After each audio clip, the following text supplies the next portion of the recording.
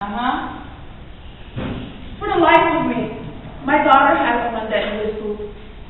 Her alarm whistles. Has a... How is that going to wake you up? How is that going to wake? And it doesn't. It doesn't. And then I have the other daughter who's complaining. Her phone is ringing at 3 o'clock in the morning. I'm asleep and it's whistling. And she's sleeping through it. That's a detriment to ourselves. This is what we've done to ourselves. See, instead of wake up, we got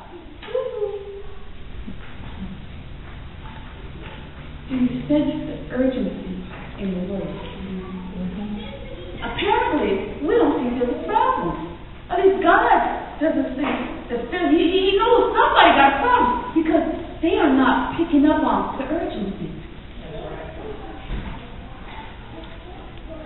We have all, at one time or another, have to step into a threshing room.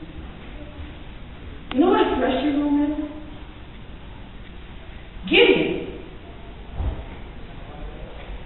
when he was taught, the angel of the Lord found him.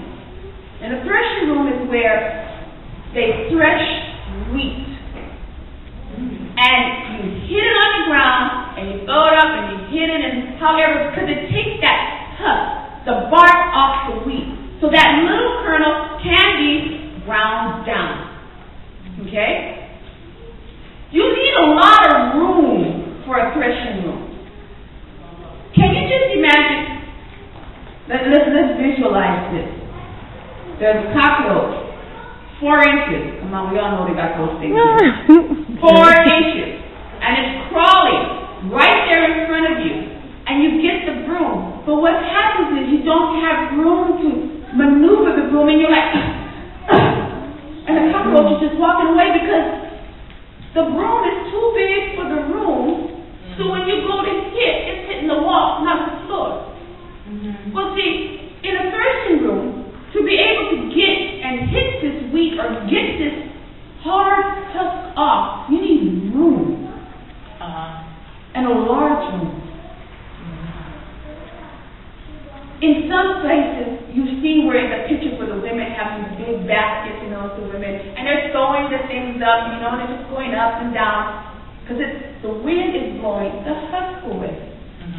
Okay? And what's coming back down is the wheat.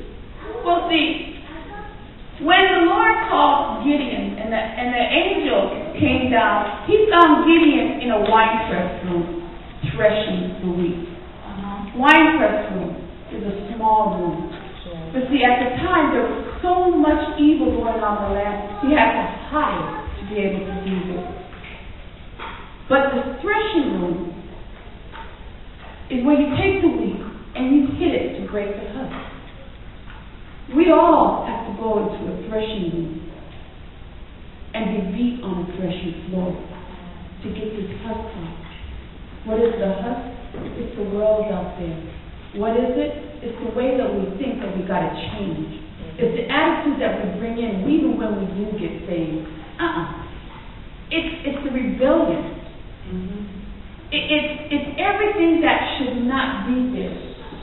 To get it off, God has to take us to a threshing room. He has to take us where this husk, this heavy, hard armor gets taken off. That is the making of our ability to be Christ-like. We all want to be that fine flower that's consistent and pure, but we don't want to go through the process to become a fine flower that's consistent and pure. We have to recognize that the areas we hide in darkness are the very areas of our future defeat. You want me to say that again? Yes. We have to recognize that the areas that we hide in darkness, okay, are the very areas that's going to defeat us in the future. If we don't bring it out. if we don't allow the light of God to shine on it. In Luke chapter 22, verses 31 and 32, we're talking about a man we all know. And the Lord said, and I'm going to read from the Amplified Version, Simon, Simon, Peter, listen.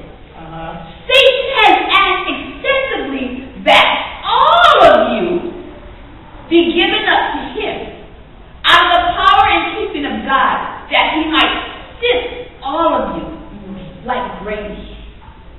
But Jesus went on in verse 32 and said, but I have prayed especially for you, Peter, that your own faith may not fail.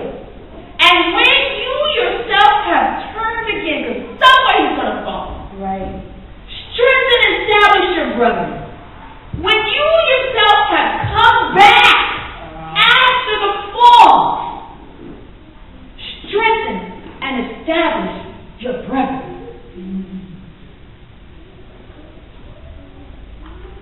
Get back up on the wall into the position that you are called to be, even after you fall. See, apparently God knew somebody wasn't where they were supposed to be, and the word went out. But here Jesus is reminding us and telling us, even after you have gotten down and you're broken down and you're out on the ground, get up. And when you get up, turn to your brethren, lift them up. Amen. Don't just keep it to yourself. Amen. Peter was the one who walked on water. Peter was the bold one. Then we have to do what Jesus told Peter and get back up. Get in your position.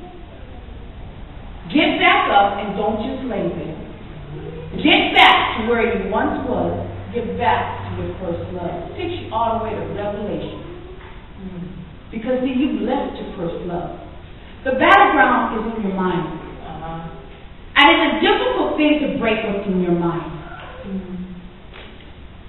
That's where self-deception comes in. Once a person is deceived, they deceive. They don't know it because they're deceived. You understand that? Yep. That person can't even recognize that they're in trouble. The first thing we gotta do is to be able to realize and accept the fact that we can be wrong. Right? And we can be wrong. We are not always right. We are not. You know what? That's the spirit of pride.